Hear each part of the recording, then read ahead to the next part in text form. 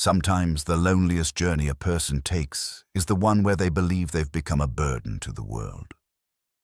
In the winter of 1889, a 93-year-old woman named Eliza May stood trembling at a mountain man's cabin door, her voice barely a whisper as she said, "I'm too old to be a wife, and I've got nothing left to offer." She expected rejection. She expected the door to close. Instead, Thomas Bridger, a weathered man who'd lived alone for 20 years, did something that no one saw coming. His response wasn't about obligation or pity. It was about something deeper, something the Old West rarely showed but desperately needed. Simple human dignity. What happened next between these two forgotten souls would challenge everything their community believed about worth, companionship, and what it means to honor another person. What did this mountain man do that left an entire valley speechless? Before we jump back in, tell us where you're tuning in from, and if this story touches you, make sure you're subscribed, because tomorrow I've saved something extra special for you.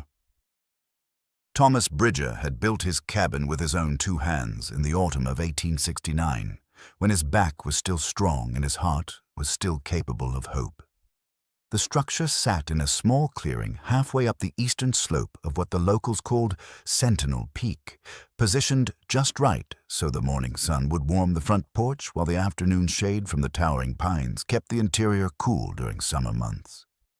It was a modest place, one main room with a stone fireplace, a separate alcove for sleeping, and a root cellar dug deep into the mountain soil where the temperature stayed constant year-round. Over 20 years, he'd added small improvements: a covered porch to keep firewood dry, shutters that actually fit the windows, a smooth stone path from the cabin to the well he'd dug 30 feet away. He was 68 years old now, though he moved like a man a decade younger. His hair had gone completely white, worn long enough to tie back when he worked, and his beard reached halfway down his chest. His hands were scarred and calloused from decades of labor. First as a cavalryman during the war, then as a ranch hand, and finally as a solitary mountain man who had to be his own carpenter, hunter, and doctor. The lines in his face were deep, carved there by sun and wind and the weight of memories he'd rather forget. Thomas had come to these mountains to escape. After the war, he'd tried to return to normal life, working ranches across Wyoming and Colorado, but civilization felt wrong somehow. Too loud, too full of people who hadn't seen what he'd seen, who couldn't understand the particular silence that falls over a battlefield when the shooting stops. He'd lost his wife Sarah and their infant daughter Margaret to cholera in 1867, back when he still believed he could build a family and forget the war. Their deaths had carved something out of him that never grew back. So he'd walked away from everything: the ranch job, the town, the pretense that he was still the same man who'd left for war in 1861. For 20 years, he'd lived alone. He trapped in winter, hunted year-round, kept a small garden in summer, and spoke to another human being perhaps once every few months when he'd venture down to Timber Ridge to trade pelts for flour, salt, coffee, and ammunition. The townspeople knew him as a ghost, a silent figure who appeared and disappeared without ceremony. Some feared him. Most simply forgot he existed until his tall frame materialized at the trading post. He'd made peace with loneliness, or so he told himself. The mountains were his companions. The wind in the pines, the call of eagles, the reliable rhythm of seasons. He had his routines. Morning coffee as the sun crested the eastern ridge, checking his trap lines in winter, tending his garden in summer. Reading by firelight from the dozen books he owned, their pages soft from repeated handling. He'd read them so many times he could recite whole passages from memory. But lately, something had shifted. The silence had grown heavier. The winters felt longer. He'd catch himself talking aloud just to hear a human voice, even if it was only his own. He was getting older, and while his body still served him well enough, he'd begun to wonder what would happen when it didn't. Would he simply die up here alone, his body not discovered until spring thaw? Would anyone care? These were the thoughts occupying his mind on that February morning when he heard the knock. It was so faint he almost missed it. 3 soft taps, barely audible over the wind that whistled through the pines. He set down the leather harness he'd been mending and crossed to the door, wondering if he'd imagined it. Mountain life could do that sometimes, make you hear things that weren't there. But when he opened the door, she was real. The woman standing on his porch was so small and frail she might have been a child, except her face told a different story. It was a map of decades, lined and weathered, her skin like parchment stretched over delicate bones. She wore a threadbare wool coat that had once been blue but had faded to gray, and beneath it layers of patched clothing that still couldn't quite keep out the cold. Her hair, white as fresh snow, was pulled back in a bun, and her eyes, pale blue, almost transparent, held a mixture of desperation and dignity that struck him immediately. She was trembling, whether from cold or fear or exhaustion he couldn't tell. Maybe all 3. "Sir," she said, her voice as thin as paper, "I apologize for the intrusion. My name is Eliza May Thornton, and I've traveled 3 days to reach your cabin." She paused, steadying herself against the doorframe. "I've nowhere else to go." Thomas stared at her, his mind trying to catch up with the impossibility of the moment. A woman, elderly and alone, at his door. In February, in the mountains. 3 days, he managed. "From Timber Ridge?" "Yes, sir." She nodded, then seemed to gather herself for something difficult. "I need to be plain with you. I'm 93 years old. I have no money, no family living, and no strength left for labor. The boarding house in town has asked me to leave. Told me to, in fact, because I can't pay the rent. I've been a burden everywhere I've been these past 10 years. Passed from one reluctant relative to another until they were all gone.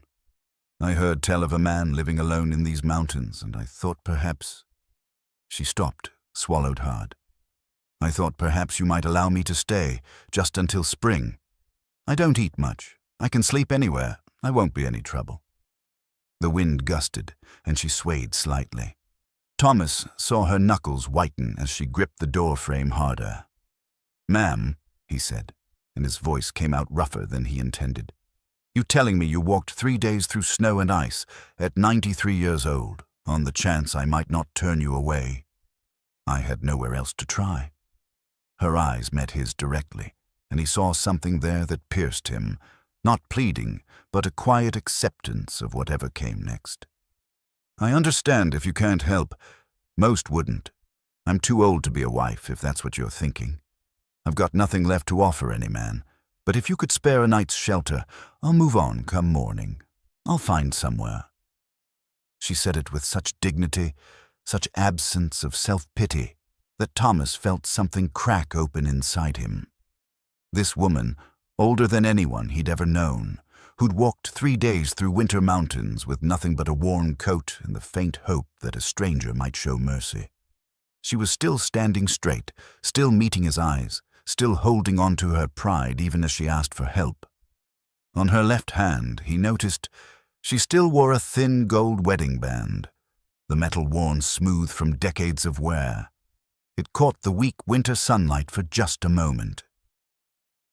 "Ma'am," Thomas said quietly, "you'd best come inside before you freeze to death on my porch. We can talk about the rest after you're warm." He stepped back, pulling the door wider, and watched as disbelief flickered across her face. She'd expected rejection. She'd prepared herself for it. His simple invitation seemed to confuse her more than a closed door would have. "I meant what I said," she whispered. "I can't offer you anything in return." "I didn't ask for anything," Thomas replied. "Now please, come in out of the cold." Eliza May Thornton took one hesitant step across his threshold, then another, and Thomas Bridger closed the door against the February wind, not knowing that this simple act, opening a door to a desperate stranger, would change both their lives in ways neither could imagine, and would challenge everything their community believed about worth, dignity, and what it means to be human. Thomas guided Eliza to the chair closest to the fireplace, the one with the cushion he'd stuffed with dried grass and covered with deerskin.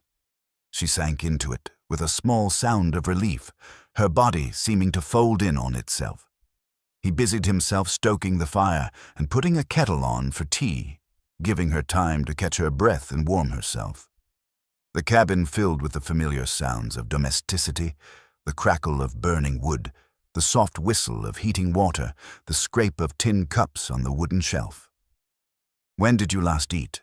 he asked, not looking at her directly, sensing she might find that easier. "Yesterday morning. A family gave me biscuits when I asked if I could sleep in their barn." Her voice was steadier now, out of the wind. They were kind, considering.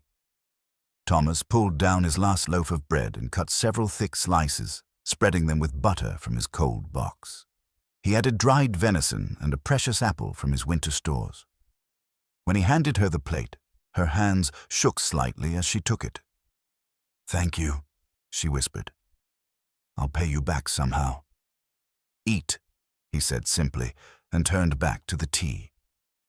They sat in silence while she ate slowly, methodically, like someone who'd learned not to waste a single crumb. Thomas found himself studying her when she wasn't looking. She was impossibly small, her frame bird-like, but there was something unbroken in her bearing. She didn't hunch or hide. Even exhausted and desperate, she held her head up. When the tea was ready, he poured 2 cups and settled into the other chair, the one across the hearth from her. The hand-carved chess set sat on the small table between them, pieces frozen mid-game from a match he'd been playing against himself 2 weeks ago. Her eyes landed on it briefly, a flicker of recognition crossing her face. "You play?" he asked. "I used to. My husband taught me 50 years ago. I wasn't very good." A ghost of a smile touched her lips. "He always let me win, though I knew it even then." They sipped their tea. The fire popped and settled. Outside, the wind had died down, leaving an immense quiet that pressed against the cabin walls. "Tell me about the boarding house," Thomas said eventually. "What happened?" Eliza set down her cup carefully, as if gathering her words. "I've been there 3 years. Mrs. Whitaker, the owner, she's not a cruel woman, just practical. When I first arrived, I had a small pension from my late husband's mining claim. Enough to pay rent and buy food, but the mine played out last year and the payments stopped. I tried to find work, but..." She gestured at herself with a self-deprecating wave. "At 93, there's not much call for your services. Can't sew well anymore. Hands shake too much. Can't take in laundry or clean houses. Can't even watch children. They wear me out in minutes. What about family?" "All gone." She said it without emotion, a fact stated and accepted long ago. "My husband Benjamin died in 1859. Mining accident. We had 7 children. 3 died before their 5th birthdays. Diphtheria and scarlet fever. 2 sons went to war in 61. Neither came home. My eldest daughter lived until she was 42, died in childbirth with her 6th baby. My youngest son made it to 50 before his heart gave out. I've buried every single person I ever loved." The weight of that statement settled over the room. Thomas found he had no words adequate to meet it.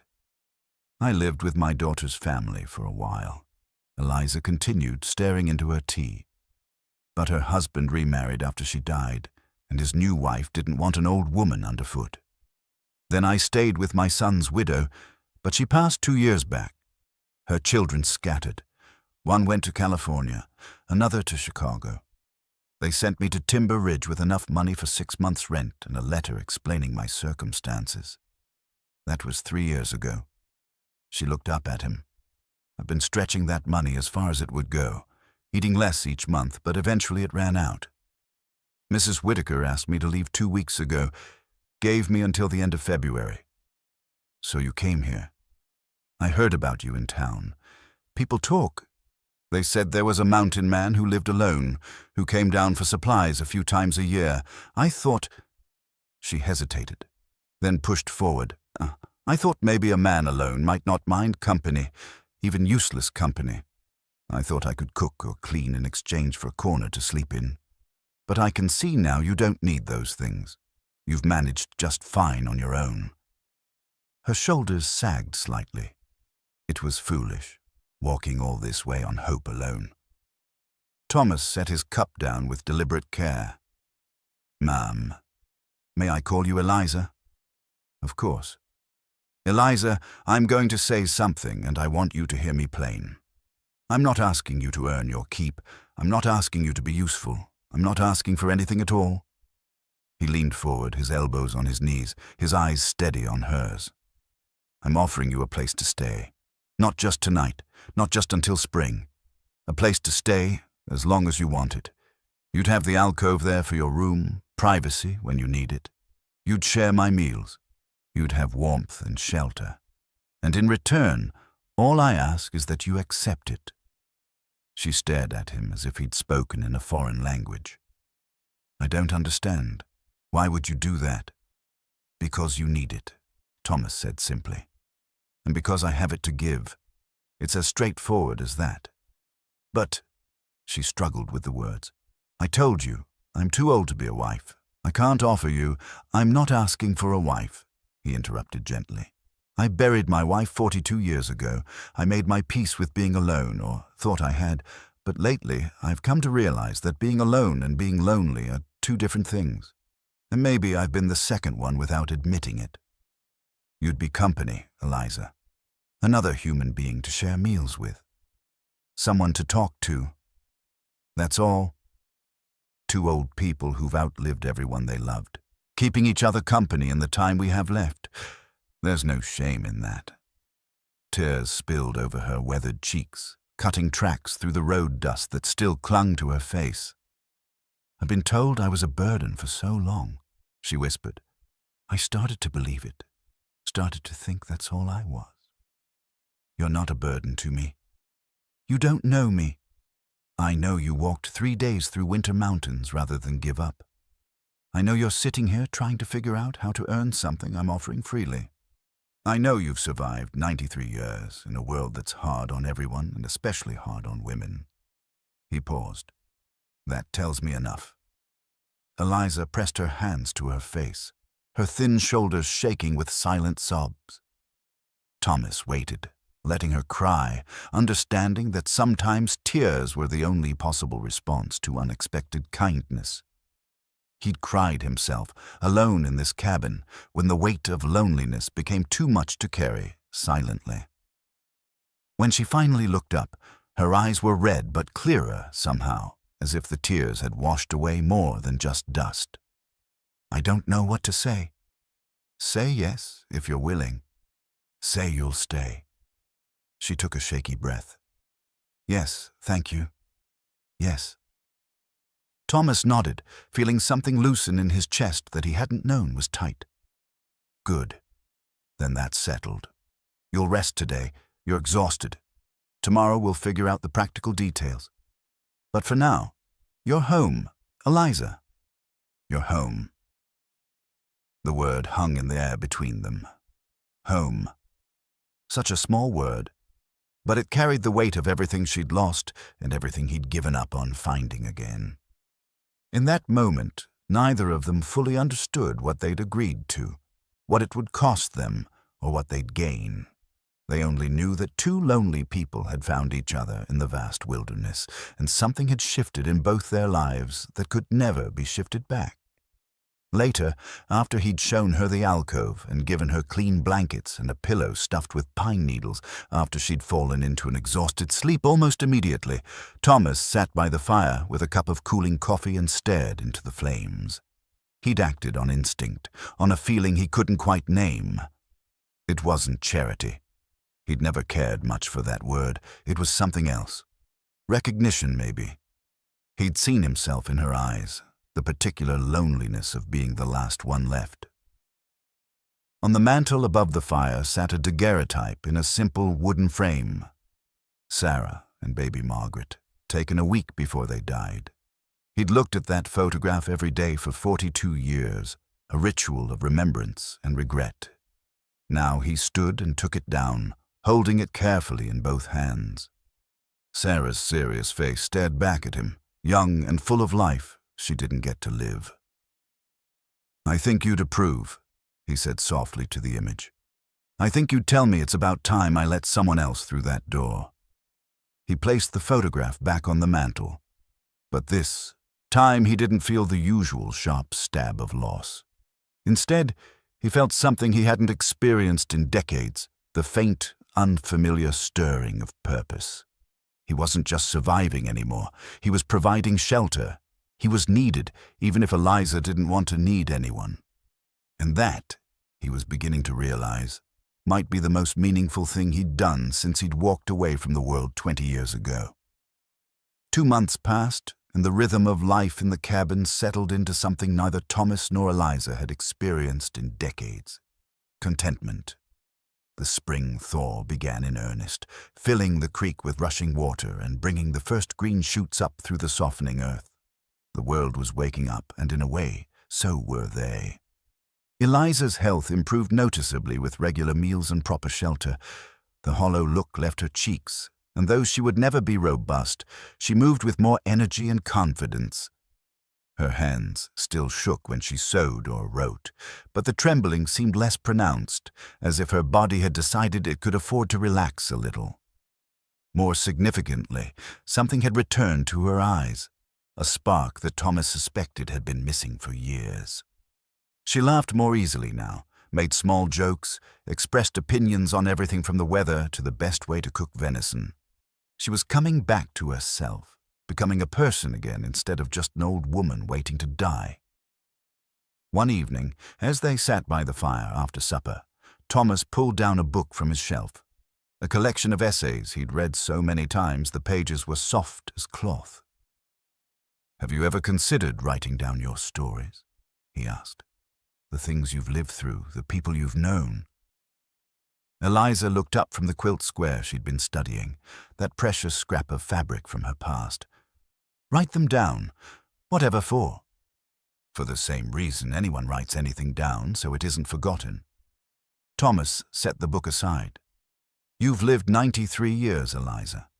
You've seen things nobody alive today will ever see. You've crossed the prairie in a wagon, raised children in wild country, survived losses that would have broken most people. Those stories matter. Who would care about an old woman's memories?" She said it without bitterness, just stating what she believed to be fact. "I would. Anyone who reads them would. You think your life was ordinary, but there's no such thing as an ordinary life, just lives that nobody bothered to record." He leaned forward, warming to the idea. "There's a leather-bound journal in the trunk. I bought it years ago with the notion of keeping a record of my days up here, but I never had anything worth saying. You do." Eliza was quiet for a long moment, her fingers worrying at the quilt square. "I wouldn't know where to start." "Start anywhere. Start with what you remember most clearly, or what you remember most fondly. Start with the hardest thing you survived or the best day you ever lived. Just start and see where it goes." The next morning, Thomas retrieved the journal from the trunk and presented it to her, along with a bottle of ink and 2 good pens he'd been saving. Eliza took them with trembling hands, holding the journal as if it were made of something more precious than leather and paper. "What if I'm not any good at it?" she asked. "Then you'll be not good at it in private, and nobody needs to know. But Eliza, I've heard you talk. You have a way with words. I think you'll surprise yourself." She started that afternoon, sitting at the table with the journal open before her, pen poised over the first blank page. Thomas busied himself with chores, giving her space and privacy. When he came back inside an hour later, she was still writing, her face intent and focused in a way he'd never seen before. That night, she read him what she'd written, a description of crossing the Missouri River as a young bride, the wagon wheel slipping in the mud, the terror and exhilaration of that moment. Her words were simple but vivid, bringing the scene to life in the warm cabin 65 years later. "That's good," Thomas said when she finished. "That's real good." "You think so?" She looked at him with something like hope. "I know so. Keep going."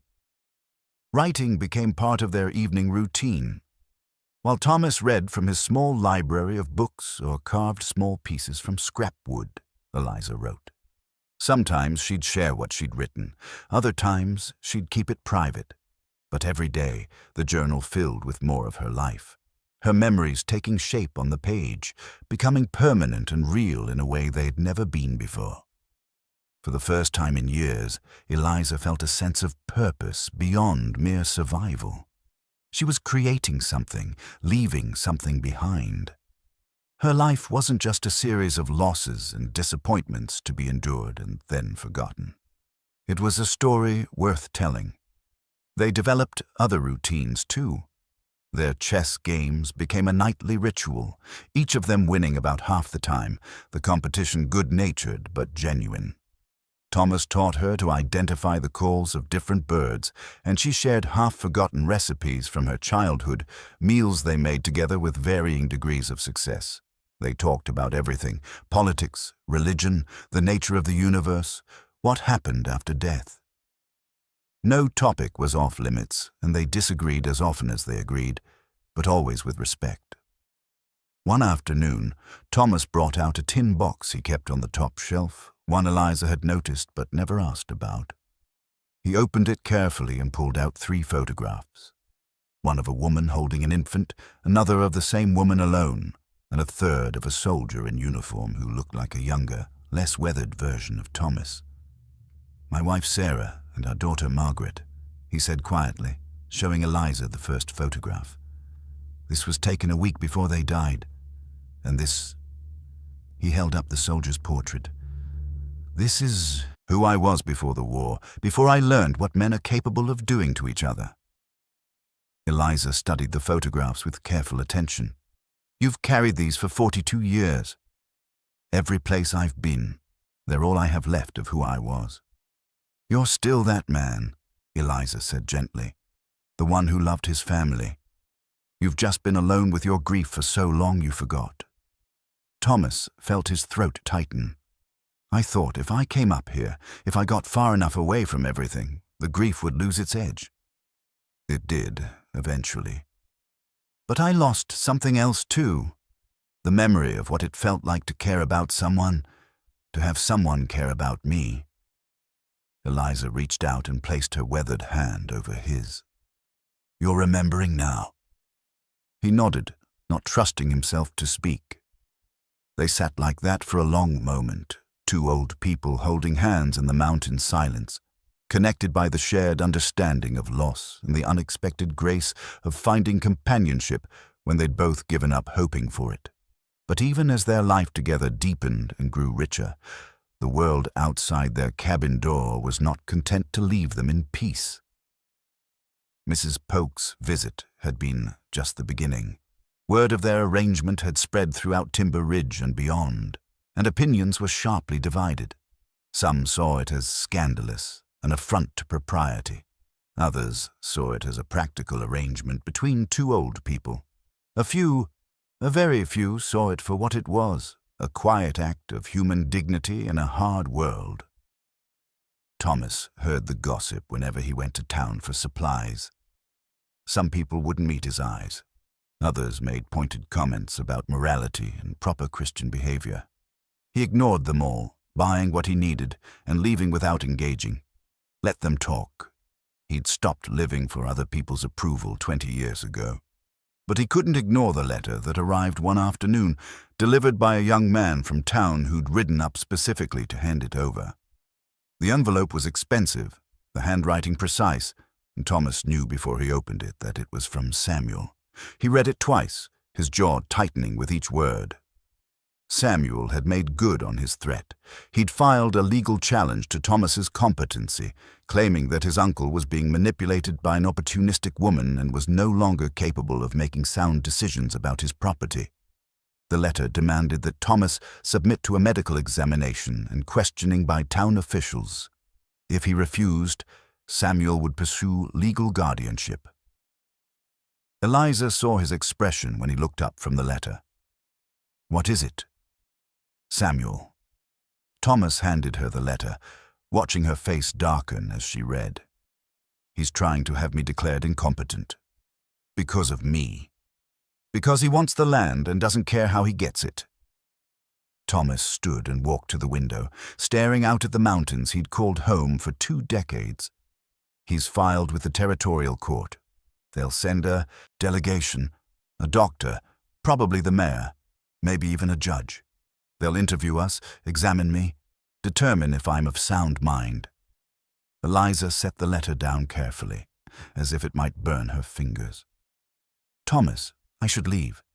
If I'm gone, he has no grounds for this claim. No. Thomas turned to face her, his voice firm. That's exactly what he wants. To drive you away, to prove that I can be controlled by fear of scandal or legal trouble. I won't do it, Eliza. I won't send you away to appease a greedy nephew who's never cared about anything but property.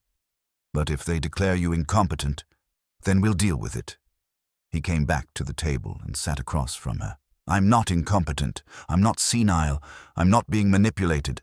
Any honest examination will prove that. And if it doesn't, well, at least we'll know where we stand.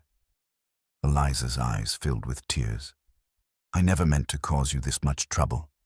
You didn't cause anything. Samuel's greed caused this. Society's judgment caused this. But you've given me the best months I've had in 20 years. Whatever comes next, I don't regret a single moment of it. That night, neither of them slept well. Thomas lay awake thinking about the coming confrontation, about what he'd say to defend his choices and his dignity. Eliza lay in her alcove, torn between gratitude for what Thomas had given her and guilt over the price he was paying for his kindness. The delegation arrived on a Tuesday morning, 3 riders coming up the mountain trail in a formation that suggested official business. Thomas had been expecting them, and he'd made sure the cabin was clean and orderly, though he refused to change anything fundamental about their living arrangement. Eliza was there, visible and present, because hiding her would be the same as admitting shame. The riders were Mayor William Carson, a portly man in his 50s who'd held office for a decade. Dr. Edmund Walsh, the town physician, carrying his medical bag, and Reverend John Matthews, a thin man with kind eyes who'd spoken out against the gossip about Thomas and Eliza from his pulpit. Thomas appreciated that last detail. At least one of them was coming with an open mind. Mr. Bridger, the mayor said, dismounting with a grunt, thank you for receiving us. I know this is an imposition, but given the nature of Mr. Samuel Bridger's complaint, we're obligated to conduct an inquiry. I understand. Thomas gestured to the cabin. Please come inside. We can speak more comfortably there. They settled around the table, Eliza serving coffee with steady hands, despite her obvious nervousness. Thomas noticed how each man's eyes followed her, assessing, judging, forming opinions based on nothing but appearance and rumor. Dr. Walsh opened his medical bag. Mr. Bridger, with your permission, I'd like to conduct a brief examination. Check your faculties, your memory, your reasoning capacity. Go ahead. The examination was thorough, but not hostile. Dr. Walsh asked Thomas to perform simple arithmetic, recall dates and events from his past, identify objects, follow multi-step instructions. Thomas answered each question calmly and accurately, his mind as sharp as it had ever been. The doctor checked his eyes, his reflexes, listened to his heart and lungs. Physically, you're in remarkable condition for a man of 68, Dr. Walsh said, closing his bag. And mentally, I see no signs of confusion, dementia, or impaired judgment. You're as sound as any man I've examined. The mayor nodded, making notes in a leather journal. Now, Mr. Bridger, perhaps you could explain the circumstances of Mrs. Thornton's residence here. Thomas told the story plainly and without embellishment. How Eliza had appeared at his door, desperate and destitute. How he'd offered her shelter. How their arrangement had evolved into genuine companionship. He didn't apologize or justify. He simply stated facts. And what do you get out of this arrangement? The mayor asked, his tone careful. Company, conversation, another human being to share meals with. Thomas leaned back in his chair. I've lived alone for 20 years, Mayor. It's made me realize that solitude and loneliness are different things, and I'd been the second one without admitting it. Eliza's presence has given me something I didn't know I was missing, a reason to be more than just a man waiting to die. The mayor turned to Eliza. Mrs. Thornton, I need to ask you some questions as well, if you don't mind. Are you here of your own free will? Absolutely. Eliza's voice was steady, stronger than Thomas had heard it in difficult moments before. Has Mr. Bridger made any demands of you, financial, physical, or otherwise? None whatsoever. He's asked nothing except that I accept his hospitality. She paused, then added, I came here expecting to offer labor in exchange for shelter, as that's what the world taught me to expect. Mr. Bridger refused that arrangement. He wanted a companion, not a servant or a wife. That's all this has ever been. Two old people choosing friendship over solitude. Some in town believe the arrangement is improper, the mayor said carefully. Some in town believed it was proper to evict a 93-year-old woman from a boarding house, knowing she had nowhere to go, Eliza responded, and Thomas heard steel beneath the gentleness. I wonder which is truly improper, offering shelter or denying it based on social conventions that serve no one. Reverend Matthews spoke for the first time, his voice thoughtful. Mayor, if I might offer a perspective, I've been considering this situation from a spiritual standpoint, and I keep returning to the story of the Good Samaritan. When a man finds another in need and offers help without expectation of return, we call that charity. We call that Christian virtue. Why then do we condemn the same action when it crosses certain social boundaries? The propriety concerns are legitimate, the mayor said, though he sounded less certain now. Are they? The Reverend gestured to Thomas and Eliza. Look at them, William. Two elderly people who've both buried everyone they loved, who've both reached the end of long, difficult lives. They've found comfort in each other's company. Where is the impropriety in that? Where is the sin? The mayor shifted uncomfortably in his chair. Samuel Bridger claims his uncle is being manipulated for his property. Samuel Bridger is a greedy man who sees his inheritance slipping away. Thomas interrupted. He doesn't care about my welfare. He cares about land and timber rights. And I'll tell you what I told him. I'm leaving this property to the town for a school when I die. Let it do some actual good instead of lining his pockets. A school? The mayor's eyebrows rose. You're serious? Perfectly serious. I've already drafted the papers. Eliza helped me. She has a neat hand and understands legal language better than I do.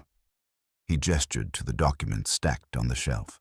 The land, the timber rights, everything. It goes to Timber Ridge with the stipulation that it be used for education. If Samuel wants to challenge that, let him try. The three men exchanged glances, some silent communication passing between them. Finally, Dr. Walsh spoke. Mayor, I can state for the record that Thomas Bridger is of sound mind and body.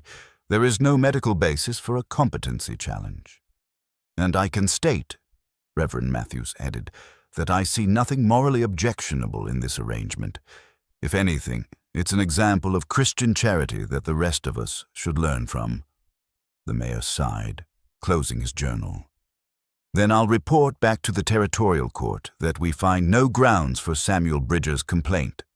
Mr. Bridger is competent. His decisions are his own, and his living arrangement, while unconventional, is neither illegal nor harmful to either party.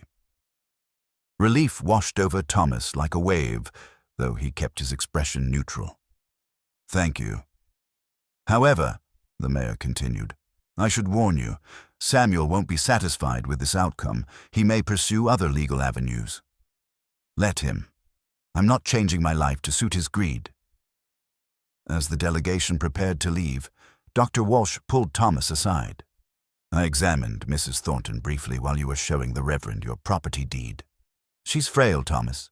Her heart is weak. She's lived far longer than most people do, and...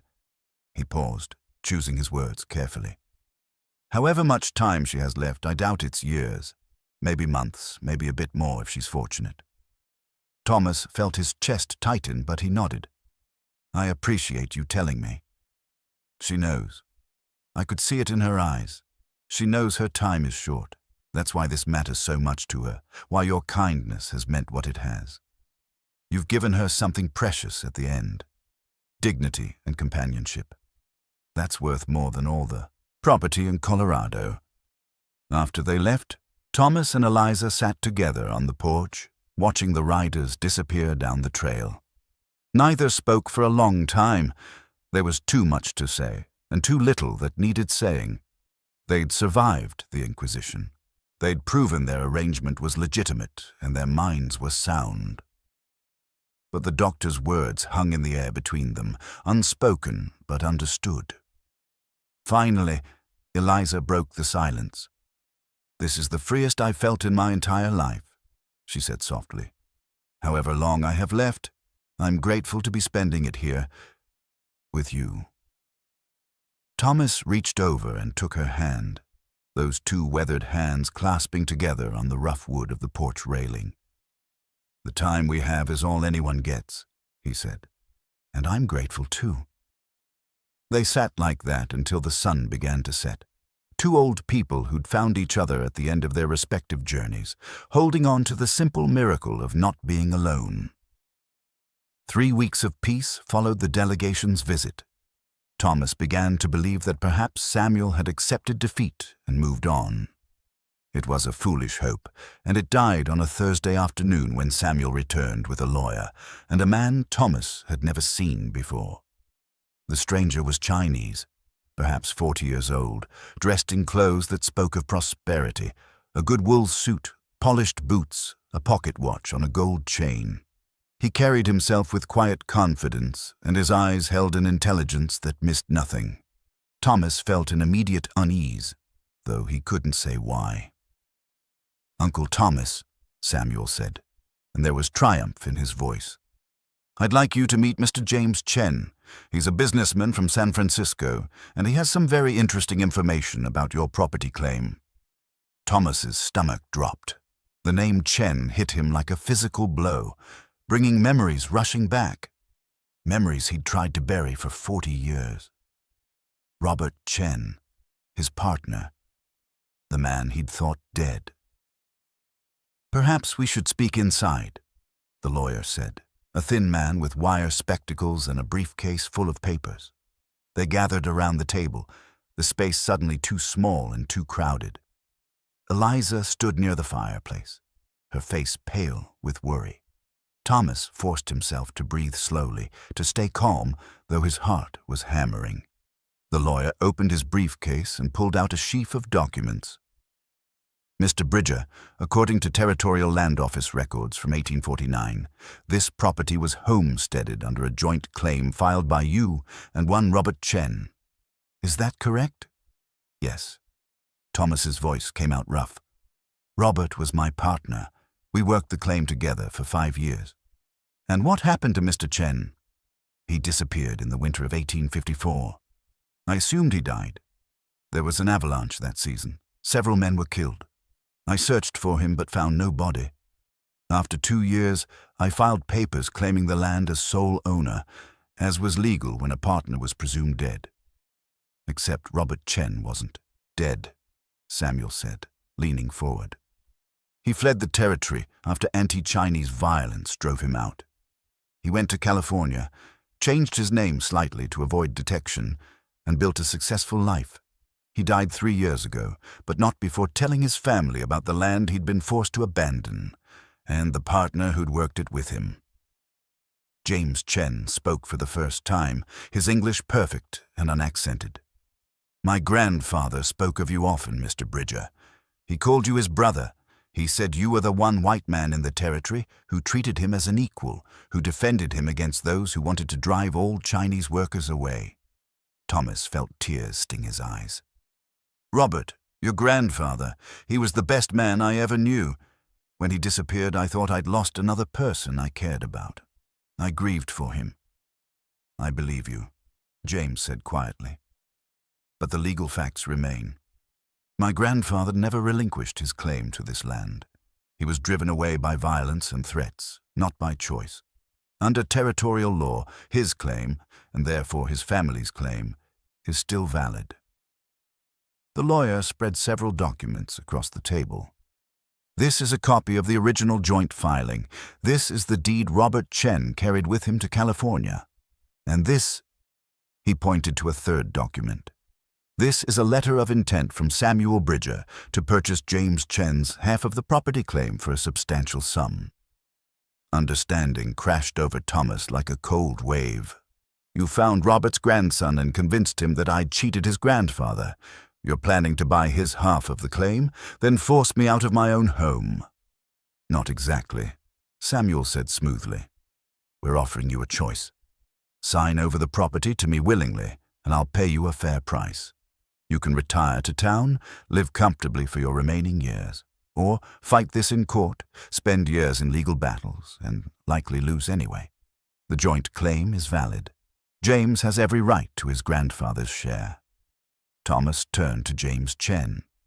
Did Samuel tell you the whole story? Did he tell you that Robert and I were brothers in every way but blood? That we planned to work this land together, build something together? He told me you took the land after my grandfather disappeared. He told me you profited from property that should have been shared. James's expression was conflicted. Is that not true? It's partially true, but it leaves out everything that matters. Thomas stood and crossed to the shelf where he kept his most precious possessions. His hands shook as he reached for the small wooden box he hadn't opened in decades. Robert didn't just disappear. He was driven away by men who couldn't stand the thought of a Chinese man owning land. They burned his tent, threatened to kill him, ran him off in the middle of winter. I tried to stop them, got beaten for my trouble. When I woke up, Robert was gone. I thought they'd killed him and hidden the body. He opened the box and pulled out a folded piece of paper, yellowed with age, and a jade pendant on a leather cord. But before he left, Robert came to my cabin one last time. He left these for me. The paper was a letter, written in English with a few Chinese characters mixed in. Thomas unfolded it carefully, his vision blurring with tears as he read words he'd memorized 40 years ago. My brother Thomas, he read aloud, I leave tonight before they come back to finish what they started. I cannot stay in a place where men would rather kill me than let me live in peace. But I want you to know, this land is ours together, yours and mine. We built it with our hands and our sweat, and no amount of hatred can change that. If I cannot return, then it is yours with my blessing and my love. The jade pendant I leave with you is from my grandfather. In my family, it symbolizes eternal brotherhood. Wear it and remember that distance cannot break what we built together. Signed, your brother, Robert Chen. The silence in the cabin was absolute. James Chen stared at the letter, then at the pendant, his face pale with shock. He left that for you, James whispered. 40 years ago. Thomas held out the pendant. I've kept it all this time. I wore it for years, under my shirt where nobody could see. After a while, it hurt too much to wear something that reminded me of everything I'd lost. So I put it in this box. But I never forgot him. Never. James took the pendant with trembling hands, examining it closely. This was my great-grandfather's. My grandfather spoke of it, said he'd left his most precious possession with the man he trusted most in the world. He looked up at Thomas, tears in his own eyes now.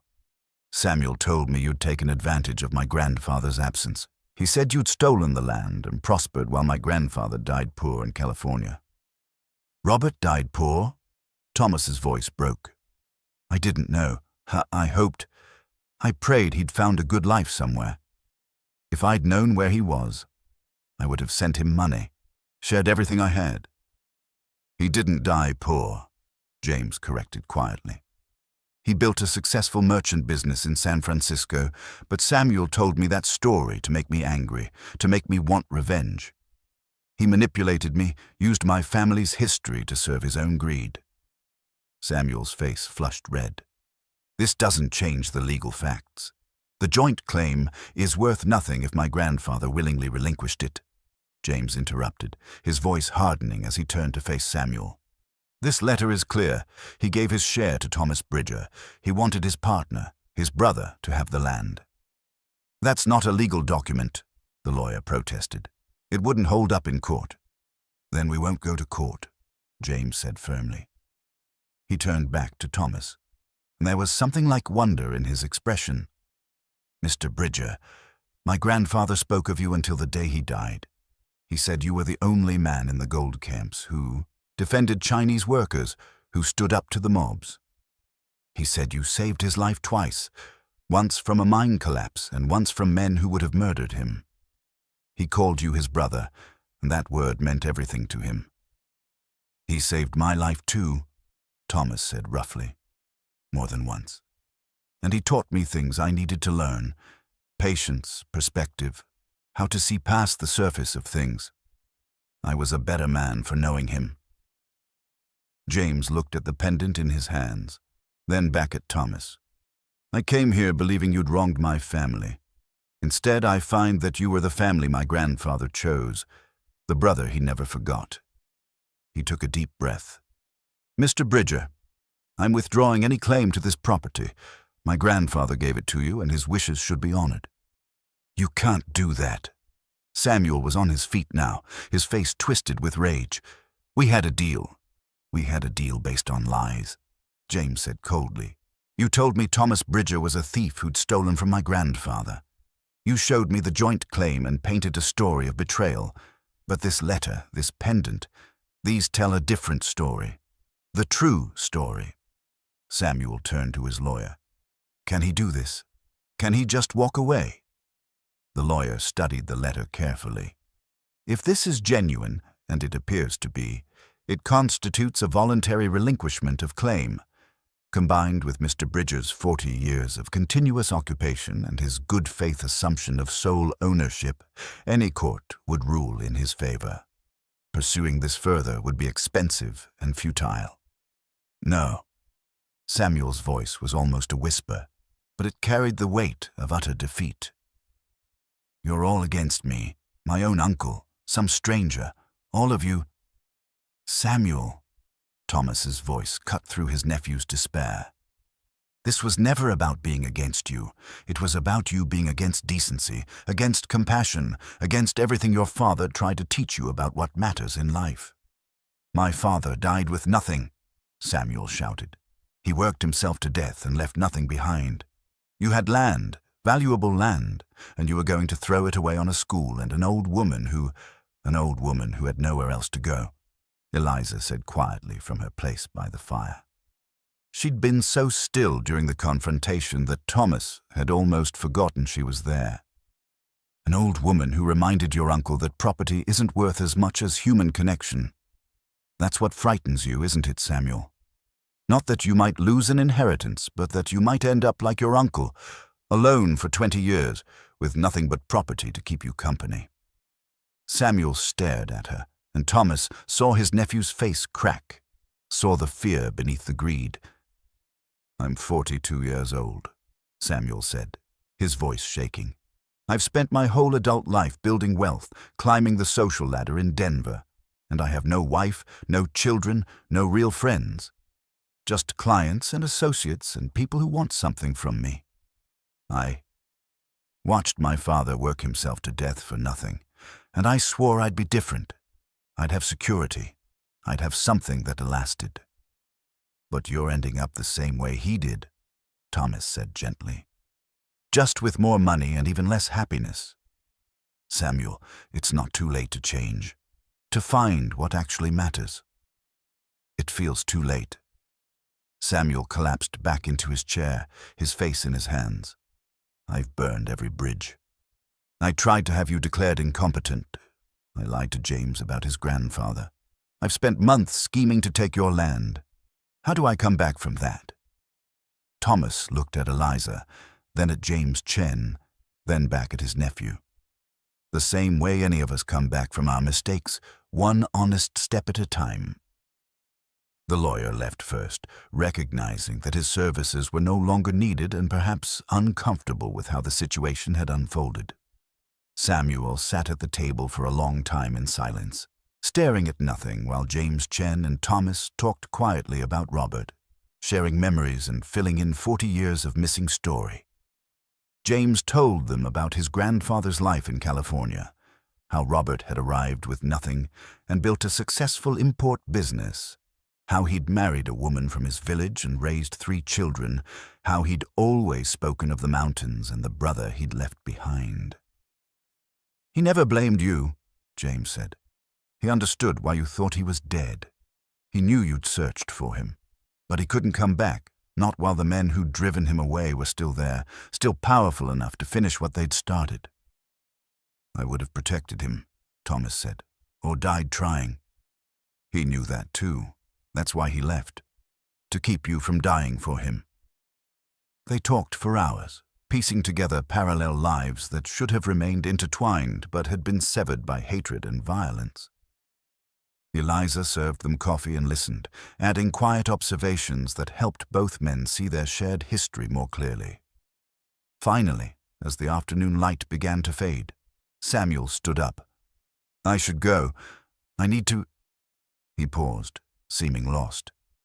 "I don't know what I need to do, but I know I can't stay here." "Samuel," Thomas said, rising to face his nephew. "I meant what I said. It's not too late. You're 42, not 90. You have time to build something real, relationships, connections, a life that means something beyond money. I don't know how. None of us do at first. We learn by trying." Thomas pulled out a piece of paper and wrote an address. "This is Reverend Matthews in Timber Ridge. He's a good man, a thoughtful man. If you want to talk to someone about starting over, he'd be a good place to begin." Samuel took the paper, folding it carefully and putting it in his pocket. "Why are you helping me? After everything I've done?" "Because you're my brother's son. Because you're family, even if we've never been close. And because I believe people can change, if they want to badly enough." Thomas paused. "Also because holding on to anger takes too much energy, and I don't have energy to spare." After Samuel left, James Chen stayed. He asked if he could see the property, walk the land his grandfather had helped homestead. Thomas and Eliza took him on a tour, showing him the cleared fields, the creek where they'd panned for gold, the old mine shaft they'd worked before realizing the real wealth was in timber and farmland.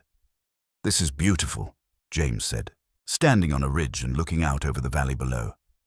"I can see why my grandfather loved it here, why he was willing to fight for it." "Robert had vision," Thomas agreed. "He saw what this land could be long before I did. He's the one who suggested we stop chasing gold and start building something permanent." As the sun began to set, painting the mountains in shades of orange and purple, James made a decision.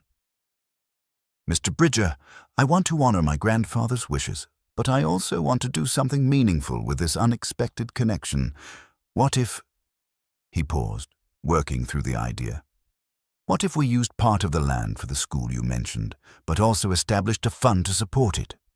My grandfather's business is successful. I could contribute capital, and we could name it after Robert Chen. Make sure his legacy is remembered."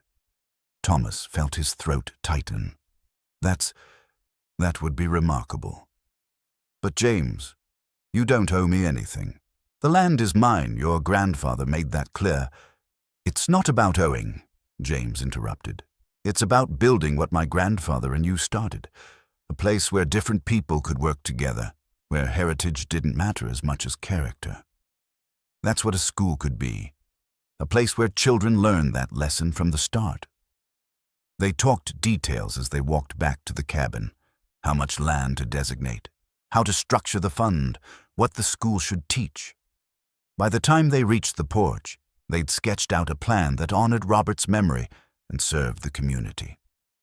"There's one more thing," James said as he prepared to leave.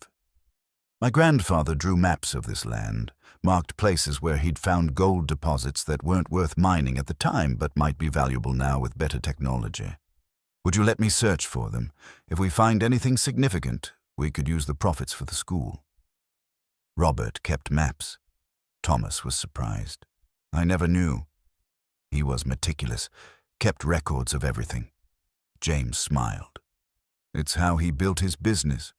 Careful attention to details others missed. Then yes, by all means. Search wherever you like. This land was as much his as mine. After James left, promising to return in a few days with some of his grandfather's papers, Thomas and Eliza sat on the porch in the gathering darkness. That was unexpected, Eliza said softly. All of it. Samuel breaking down, James turning out to be Robert's grandson. The possibility of actually building something good from all this chaos. Thomas shook his head. I thought I'd come up here to die quietly. Instead, I seem to be creating a legacy.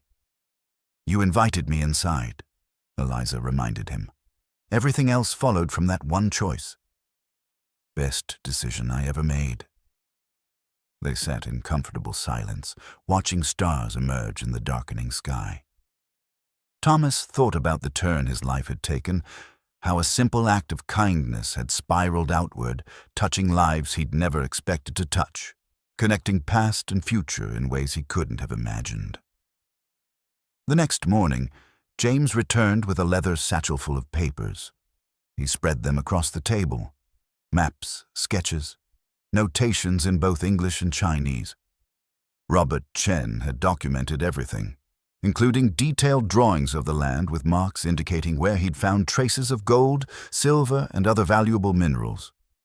My grandfather believed this land had wealth beyond what you'd already extracted, James explained. But he also believed that wealth should serve a purpose beyond making individuals rich. He wrote notes in the margins here. He pointed to Chinese characters alongside a map. He says the gold deposits near the creek should be used to build something permanent, something that would outlast individual lives. Thomas studied the maps with growing amazement. Robert had marked dozens of sites, each with careful notations about what he'd found and his assessment of its potential value. Some were marked with a special symbol, a character that James translated as sacred or protected. These marked sites are near places my grandfather considered spiritually significant, James explained. He wouldn't have wanted them disturbed, even for valuable minerals. We'll honor that, Thomas said immediately. But the others, if there's enough value there, we could fund a school that would serve this community for generations. Over the following days, they explored the property together, James with his grandfather's maps and Thomas with his memory of the land and Robert's stories. Eliza often accompanied them, her presence a quiet reminder of what had started this whole chain of events. They found the sites Robert had marked, and James, who had experience with mining operations through his business, assessed their potential. Some were played out or had never been as valuable as Robert hoped. But others, especially near the creek, showed real promise. This would require proper equipment and expertise, James said, standing beside a rock face where mineral deposits glinted in the sunlight. But there's wealth here. Probably enough to build and endow a school that could operate for decades. Thomas felt a strange emotion welling up, something between grief and joy. Robert had known. 40 years ago, his partner and brother had mapped these treasures, had planned for a future where they'd use this wealth together for something meaningful. And now, across the gap of decades and death, Robert's vision was coming to fruition. We'll need partners, James said as they walked back toward the cabin. Mining experts, businessmen who can structure the operation properly. It'll take time to set up. I've got nothing but time, Thomas replied, then paused. Well, actually, that's not true. None of us know how much time we have, but whatever time I've got left, I want to spend it making this happen. That evening, as Thomas and Eliza prepared supper while James reviewed more of his grandfather's papers, there was a knock at the door. Thomas opened it to find a young woman standing there, her clothes worn and her face showing the exhaustion of hard travel. "Sir," she said, her voice barely above a whisper, I'm sorry to intrude. My name is Sarah Webb. I have nowhere else to go. Someone in Timber Ridge said you'd taken in a woman who needed help, and I thought maybe—" She swallowed hard. "I thought maybe you'd help me too." Thomas looked at Eliza, who had appeared beside him. She was smiling, that gentle smile she wore when something pleased her deeply. "Of course you can come in," Thomas said, stepping back. "Come in and get warm. We'll figure out the rest after you've eaten and rested." As Sarah Webb stepped over the threshold, Thomas realized that his cabin was becoming something he'd never intended, a haven for the lost and desperate, a place where people who'd been told they had no value could find dignity and purpose. And strangely, wonderfully, that felt exactly right. "I think," Eliza said softly as they settled Sarah at the table and began preparing food, "that this cabin is becoming what it was always meant to be. Not a hiding place, but a home. Not for one person or two, but for anyone who needs what you offered me. Shelter, respect, and the simple acknowledgement that every life matters." Thomas looked around his cabin, at James Chen studying his grandfather's maps, at Sarah Webb grateful and crying into her coffee, at Eliza moving through the space with quiet purpose. His solitary refuge had transformed into something else entirely, and while part of him mourned the loss of his peaceful isolation, a larger part rejoiced at what had replaced it. "Robert would approve," he said quietly. "He always believed in building something bigger than ourselves." "So did you," Eliza replied. "You just needed reminding." That night, after their guests had settled in, Sarah in the alcove with Eliza, James in his bedroll by the fire, Thomas sat alone on the porch. The mountains rose around him in the darkness, familiar and eternal. He'd come here to hide from the world, to nurse his grief in private, to wait for death in peace. Instead, by opening his door to one desperate woman, he'd discovered something he'd forgotten, that life, even at its end, was meant to be lived in connection with others, that meaning came from what we gave rather than what we protected, that legacy wasn't about property but about the life we touched and the kindness we showed. Tomorrow, they'd start planning the school. They'd explore more of Robert's mapped sites. They'd figure out what to do with Sarah Webb and whatever her story turned out to be. There was work ahead, complications and challenges, and the messiness of human relationships. And Thomas found, to his surprise, that he was looking forward to all of it. Samuel watched his hired men ride away, his face cycling through emotions, rage, disbelief, desperation. The gun in his hand shook, and Thomas recognized the look of a man who'd gambled everything on one final play and was watching it collapse. "Don't do this," Thomas said quietly. "Samuel, put the gun down. It's over."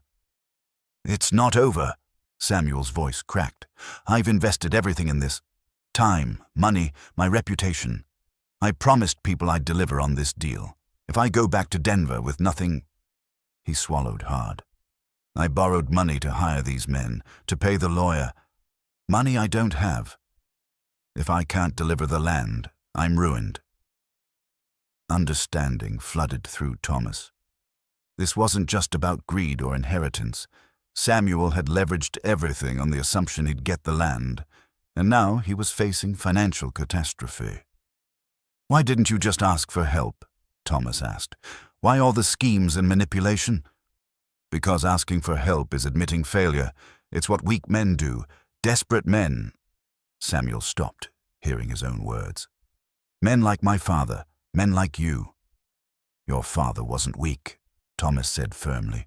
"He was a good man who worked hard and did his best. And I'm not weak either. I was broken, Samuel. There's a difference. I came up here to heal, not to hide, even if it took me 20 years to understand that. I can't go back empty-handed." Samuel's gun hand dropped slightly. "I owe too much. I've promised too much." James Chen spoke up, his voice thoughtful. "What if you didn't go back empty-handed? What if we gave you something more valuable than land?" "James," Thomas started, but James held up a hand. "Hear me out. James looked at Samuel with something like pity. "You're a banker, Samuel. You understand finance and business structure. What if, instead of taking the land, you helped us develop it properly? The mining operation, the school funding.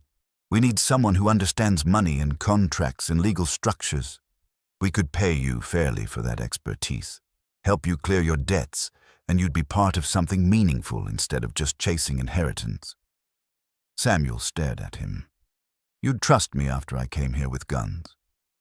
"No," James said honestly, "but I'd give you a chance to earn that trust.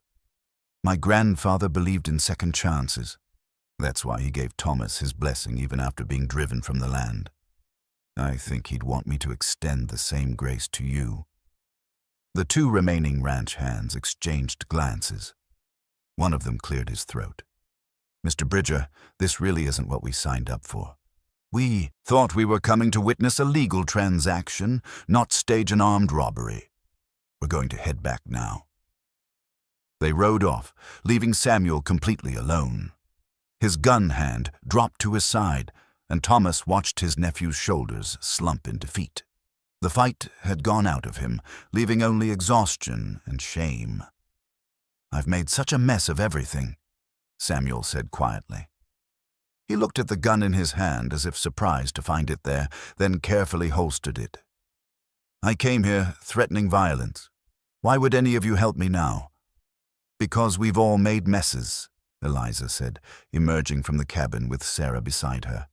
"I spent the last 10 years being passed from one reluctant relative to another, convinced I was nothing but a burden. Thomas hid in these mountains for 20 years instead of facing his grief. We've all done things we're not proud of. The question isn't whether you've failed. It's what you do next." Samuel looked at her. This tiny old woman he'd dismissed as a gold digger and manipulator, and seemed to really see her for the first time. "You don't hate me. After I tried to drive you away, to have my uncle declared incompetent." "Hate takes energy I'd rather spend on better things," Eliza replied. "But I won't pretend what you did was acceptable. You hurt people because you were hurting. That doesn't excuse it, but it might explain it." Thomas stepped down from the porch, approaching his nephew slowly. "Samuel, James is making you a genuine offer. You have skills we need. You could help turn this land into something that serves the community for generations. But it would mean being part of a team, taking direction, working for something beyond your own profit. Could you do that?" Samuel was quiet for a long moment, and Thomas could see the internal struggle playing across his face. Pride warring with desperation, old habits of self-interest fighting against the possibility of redemption. Finally, Samuel spoke, his voice barely above a whisper. "I don't know if I can, but I'd like to try." "That's all any of us can do," Thomas said. He extended his hand, and after a hesitation, Samuel took it. The handshake was tentative, fragile, but it was a beginning. James pulled papers from his satchel, the maps and documents that Samuel had come to steal. "These are my grandfather's plans for this land. Let's go inside and look at them together. If you're serious about helping, we need someone who can turn these ideas into a viable business structure." As they all moved toward the cabin, Sarah Webb spoke up for the first time. "Mr. Bridger, the younger Mr. Bridger, I'm good with numbers and bookkeeping. I worked in a factory office before the seamstress job. If you need help organizing financial documents, I could assist."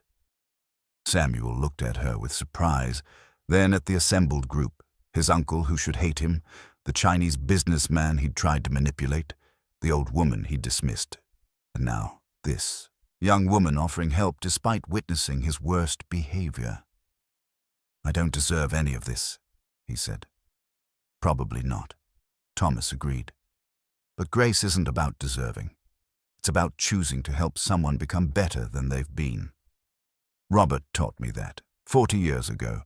He saw something worth saving in a bitter, angry ex-soldier, and he was patient enough to let me find it. I can do the same for you if you're willing." They gathered around the table inside the cabin, spreading out Robert Chen's maps and plans. As James explained his grandfather's vision and Samuel began asking questions about mineral rights and corporate structures, Thomas caught Eliza's eye. She smiled at him, that gentle smile that had become so familiar, and he knew they were thinking the same thing. This cabin, which had been a hiding place for so long, had become a place of healing, not just for him and Eliza, but for everyone who came through its door looking for something they'd lost, purpose, dignity, redemption, hope. "You know," Samuel said, studying one of the maps, "if we structure the mining operation as a cooperative with profit sharing for the workers and establish the school as a trust with guaranteed funding from the mineral extraction, we could create something sustainable, something that would last beyond any of our lifetimes." "Now you're thinking like your grandfather would have wanted," James said approvingly. Thomas listened to them plan, watched Sarah take notes with careful precision, saw Eliza moving about the cabin, making sure everyone had coffee and food. This was what Robert had envisioned all those years ago. People working together, differences set aside in service of something larger than individual gain. Outside, the Colorado sun climbed higher in the sky, warming the mountain air. Spring was coming in earnest now, bringing new life to the land Robert Chen and Thomas Bridger had claimed together half a century ago. And inside the cabin, that same spirit of renewal was taking root in the hearts of 5 people who'd all arrived broken in different ways, but were leaving pieces of their brokenness behind. 6 months later, in the warmth of early September, Thomas stood on a newly cleared piece of land about half a mile from his cabin. Behind him rose the frame of a building, the Robert Chen Memorial School, named for the man whose vision had made it possible. The structure was simple but solid, built to last generations, with large windows to let in mountain light and a stone fireplace that would keep the children warm through winter. James Chen had returned to San Francisco, but visited monthly, overseeing the mining operation he'd established with Thomas's blessing. True to Samuel's restructuring, the operation employed local men at fair wages with profit sharing, and a percentage of every ounce of gold or silver extracted went directly into the school's endowment. Already the fund had grown substantial enough to guarantee teacher salaries and supplies for at least 20 years. Samuel himself had surprised everyone, including himself. He'd relocated from Denver to Timber Ridge, where he'd opened a small office handling legal and financial matters for the mining cooperative and helping other local businesses with their bookkeeping. He lived simply now, in a room above the general store, and while he wasn't wealthy, he was solvent and, more importantly, useful. Last week, he'd helped a widow negotiate fair prices for her late husband's timber claim. He'd taken no commission, just the satisfaction of doing right. "You're miles away," Eliza said, appearing beside Thomas with a cup of water. She moved more slowly now than she had 6 months ago, and Thomas noticed she needed to rest more often. But her eyes were still bright, still engaged with the world around her. "Just thinking about everything that's changed," Thomas replied, accepting the water gratefully. "About Robert and what he'd think of all this. He'd be proud, I imagine. Not just of the school, but of you, of all of us."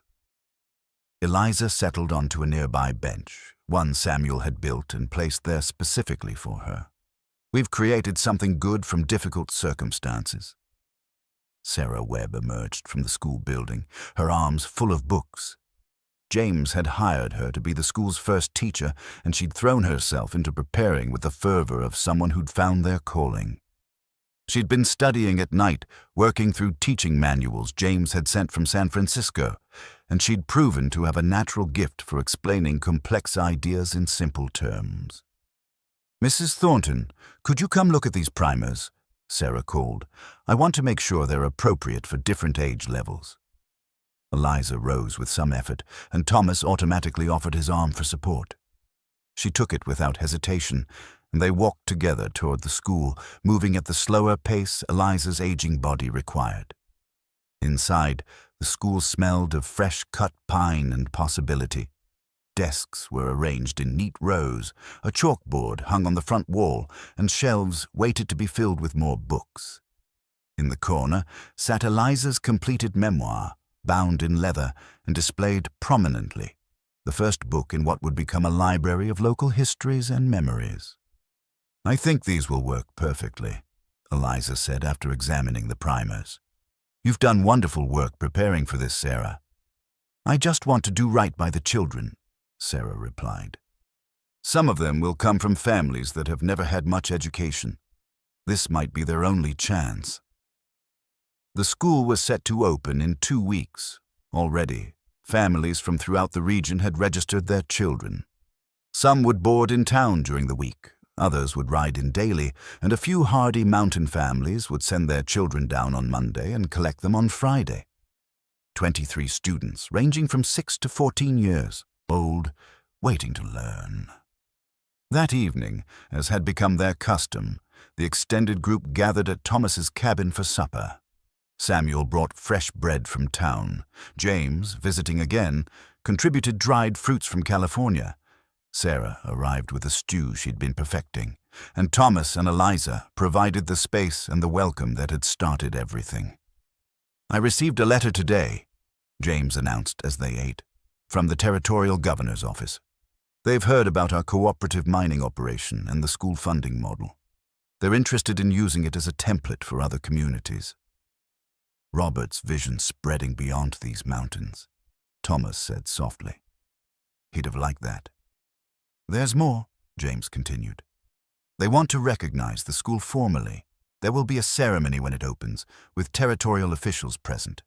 They want to honor not just my grandfather's memory, but also—" He paused, looking at Thomas and Eliza. "They want to recognize the two of you for creating a model of community support and care that they believe others should follow." Eliza laughed, a genuine sound of delight and disbelief. "They want to honor a 94-year-old woman who showed up at a stranger's door begging for shelter.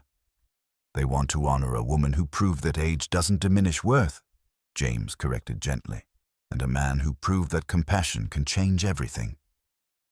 The meal continued with easy conversation and laughter, but as the evening drew to a close and the others prepared to leave, Eliza asked Thomas to walk with her outside. They stood on the porch, looking out at the mountains that had witnessed their entire story. "I need to tell you something," Eliza said quietly. "Dr. Walsh visited me last week when I was in town. My heart is weaker. He doesn't think I have much time left. Maybe a few weeks. Maybe a couple of months, if I'm fortunate." Thomas felt his chest tighten, though he'd known this moment was coming. "How do you feel about it?" "Grateful," Eliza said, and there was no fear in her voice. "When I walked up here last February, I was ready to die. I'd outlived everyone I loved, served no purpose, had no reason to continue. I thought maybe I'd freeze in these mountains and that would be a mercy. Instead, I found you. I found purpose. I wrote my story. I helped create a school that will teach children for generations. I've lived more in these 7 months than I had in the previous 10 years. "I'm not ready to lose you," Thomas admitted. "You're not losing me. I'll be in that memoir, in the school library. I'll be in the stories people tell about how this all started. And Thomas," she took his weathered hand in hers, "you know how to open the door now. When someone else comes seeking shelter, seeking dignity, you'll know what to do. That's the gift we've given each other, the knowledge that compassion is never wasted, that dignity matters at every age, that one act of kindness can ripple outward in ways we can't predict." They stood together in the mountain night, two old people who'd found each other at the end of their journeys and had created something that would outlast them both. Above them, stars wheeled in their ancient patterns. Around them, the mountains stood eternal and unchanging. But between them, in the space of 7 months, everything had changed. The school opened 2 weeks later on a crisp autumn morning. 23 children filed into the Robert Chen Memorial School, their faces bright with excitement and nervousness. Sarah Webb stood at the front of the classroom, ready to begin her new life as their teacher. Samuel managed the official paperwork and finances with meticulous care. James gave a speech about his grandfather's vision and the power of partnership across differences, and in the front row, in a place of honor, sat Eliza May Thornton beside Thomas Bridger. She was weak now, her body finally surrendering to time, but her eyes were clear and her spirit unbroken. She watched the children settle into their desks, saw Sarah begin the first lesson, and knew that her life had mattered after all. She would live only 3 more weeks, passing peacefully in her sleep in the alcove that had become her home. Thomas found her in the morning, still holding the quilt square from her first daughter, a peaceful expression on her face. They buried her on the hill overlooking the school, and the entire community turned out to honor her. Samuel read from her memoir. Sarah spoke about how Eliza's courage had inspired her own. James placed a jade pendant, a twin to his grandfather's, commissioned especially for this purpose, on her grave as a symbol of the brotherhood between different people that both Eliza and Robert had championed.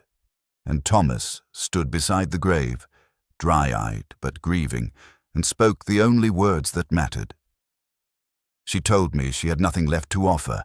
She was wrong. She had everything that mattered, and she gave it freely. May we all be so generous with the time we're given.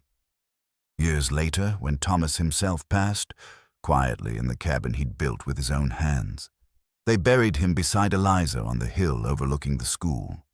The Robert Chen Memorial School continued to thrive, teaching generation after generation of children that worth isn't measured by wealth or youth, that dignity transcends social conventions, and that one act of compassion can change the world. And sometimes, on quiet evenings, when the mountain wind whispered through the pines, people swore they could hear echoes of laughter from that old cabin. The sound of 2 old people who'd found each other at the end of their journeys, and proved that it's never too late to matter, never too late to make a difference, never too late to choose love over loneliness and compassion over convention. The door remained open, as Thomas had promised. And though many years have passed since that February morning when Eliza May Thornton knocked softly and changed everything, the lesson remains.